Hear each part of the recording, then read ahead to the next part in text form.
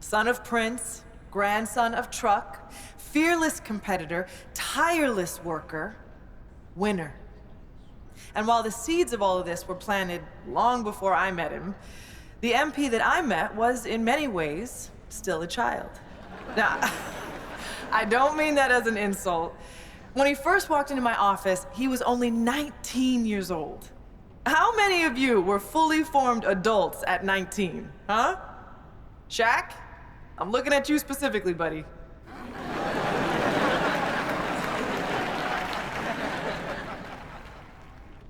Now, what do I mean when I say he was a child? Well, for one thing, he had a child's enthusiasm for the game. MP hung on my every word when we first met. Listened to everything I said like it was the most important thing he had ever heard. I mean, he really did listen. You know, he'd go out and execute something you talked about in a film session like he'd been working on it his entire life. But he was a child in other ways, too. For one thing, he was obsessed with Ninja Turtles.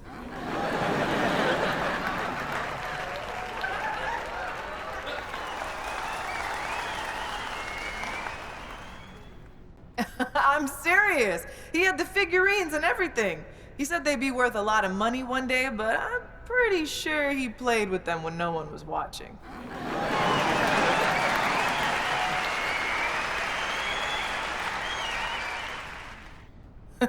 What I'm trying to say is that MP was himself, first and foremost, from day one in the league until the day he retired. And while he did a lot of growing up over the years, that boyish enthusiasm for the game never left him. It's what made him great. He never lost that passion for learning and growing and getting better.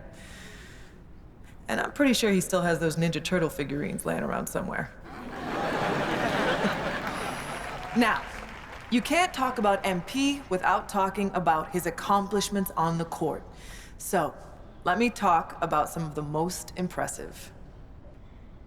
He is the league's all-time leader in three-point shots made.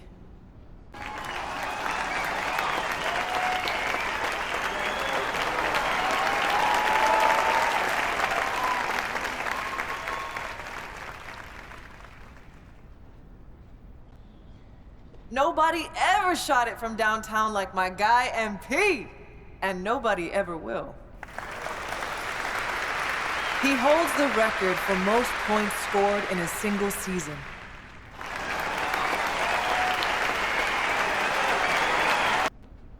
That's right.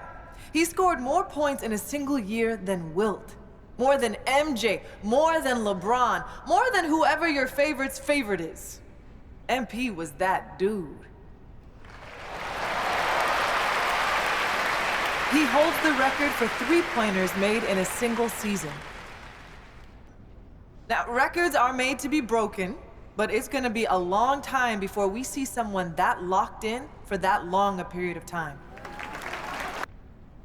Look, I could go on and on about the greatness of MP, but I know he likes to do that too. So, rather than step on all of his toes, allow me to introduce the man you are all here to see, the legend, the GOAT, MP.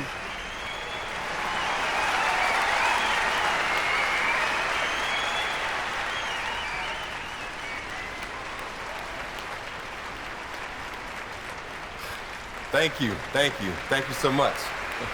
And thank you, Coach Warren, for that beautiful introduction. Some people might be wondering why you took a few shots at me in my extremely valuable collectibles, but anyone who knows you knows you're a master motivator. And anyone who knows me knows I rise to the occasion when I've been disrespected. So once again, thank you. Thank you from the bottom of my heart for helping me unlock the best version of me. Like Coach Warren just mentioned, people know my story by now. They know about my grandpa, the late, great Truck. They know about my father, Prince, and how he joined the league as a cocky kid, but left a champion. And what they might not know is that throughout my career, me and my dad would have these sprawling conversations late into the night, where we talk about the history of the game and my family's place in that history.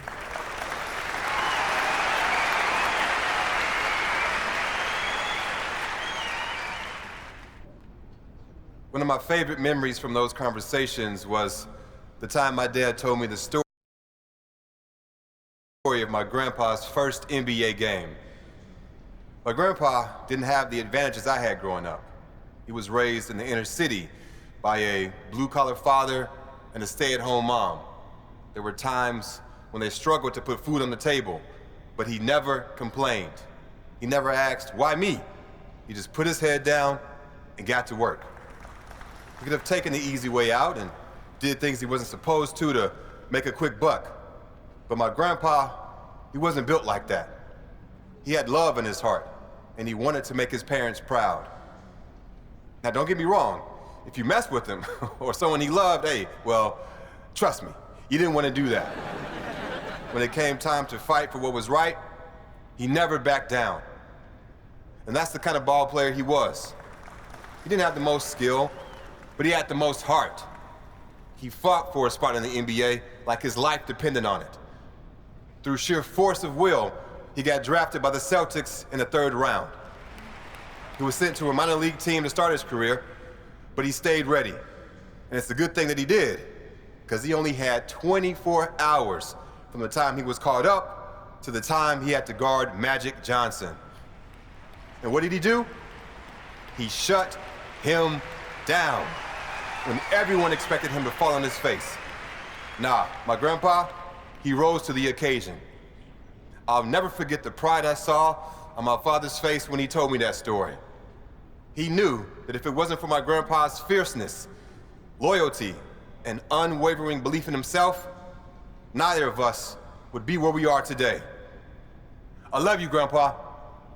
Thanks for everything.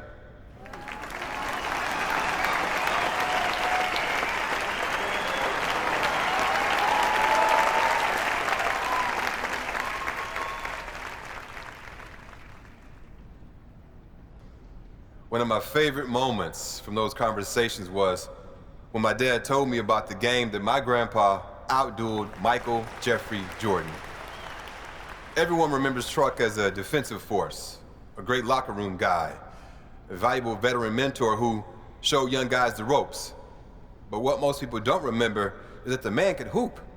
Now, that wasn't his strength, but when he felt like the team needed it, he wasn't afraid to get into his bag.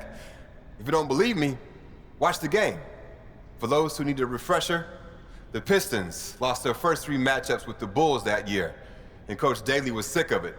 So during the 4th game, when MJ went out for 11 of the Bulls' first 12 points, my grandpa got the call to come in and knock MJ around a little, bad boy style. But grandpa had other plans. He knew that what the team needed that day was for someone to go toe-to-toe with his airness.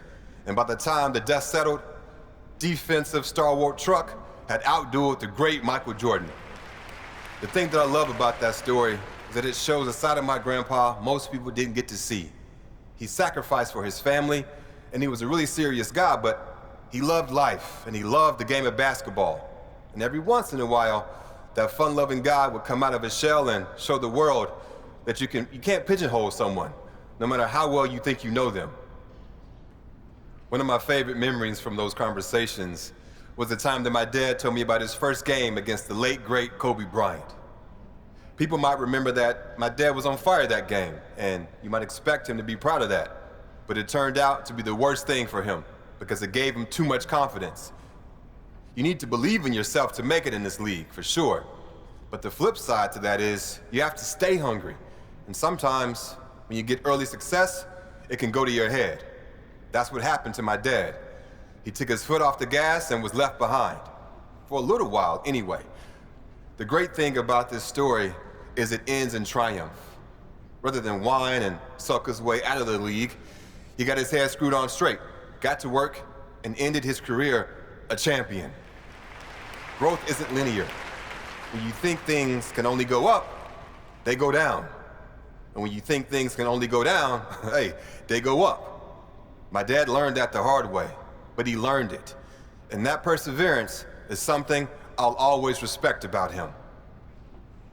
One of my favorite memories from those conversations is when my dad told me about shutting down the great LeBron James in the NBA Finals. I love you, LeBron, don't get me wrong, but this is my moment, so I gotta tell this story.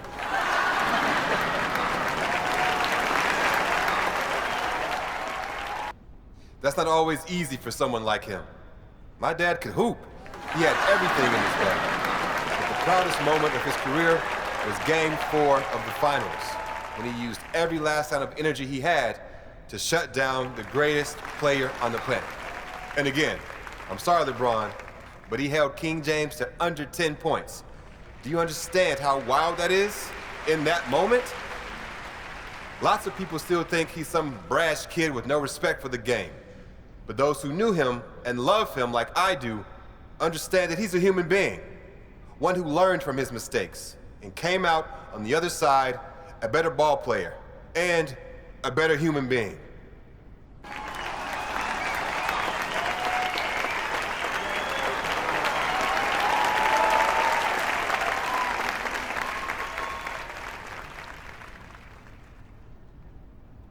My family paved the way for me, and I had every advantage growing up. But once I got to the NBA, they couldn't play the games for me. And as a lot of you remember, my first game was the most hyped debut since LeBron James. All eyes were on me, and everyone expected me to be spectacular. So what did I do? I killed it, obviously. I'm sure you guys remember.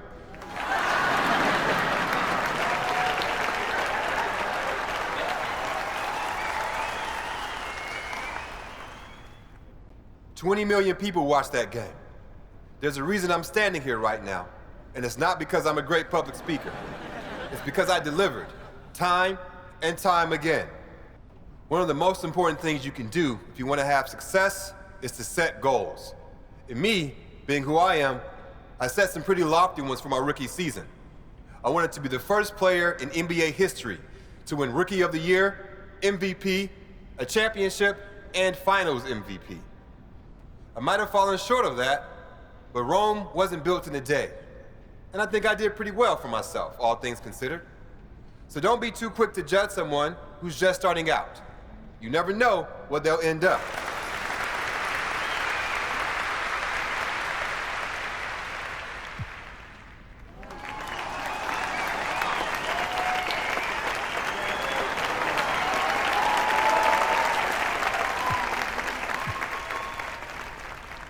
Speaking of being a legend, who can't forget all those championships I won? I know you can't, Michael. I know you can't, LeBron. Because I got more than both of y'all.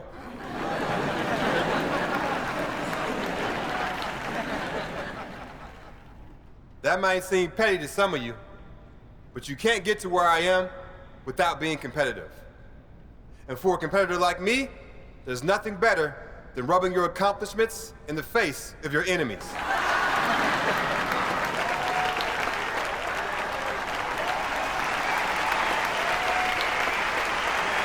I don't want to take up too much of your time, but I do want to touch on this GOAT discussion that's been making the rounds after a couple of high-profile pundits have named me the best to ever do it.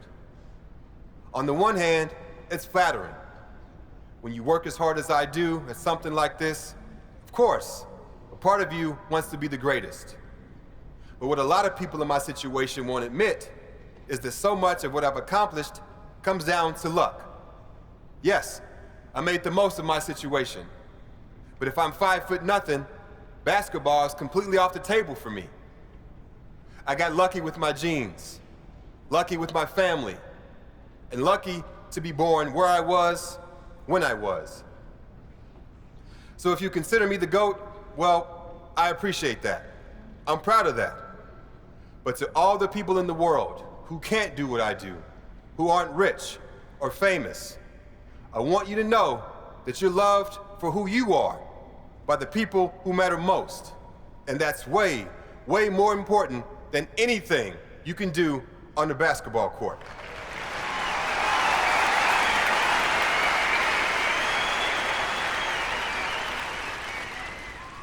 I love you all. I appreciate you all. And I thank you. Thank you for your time.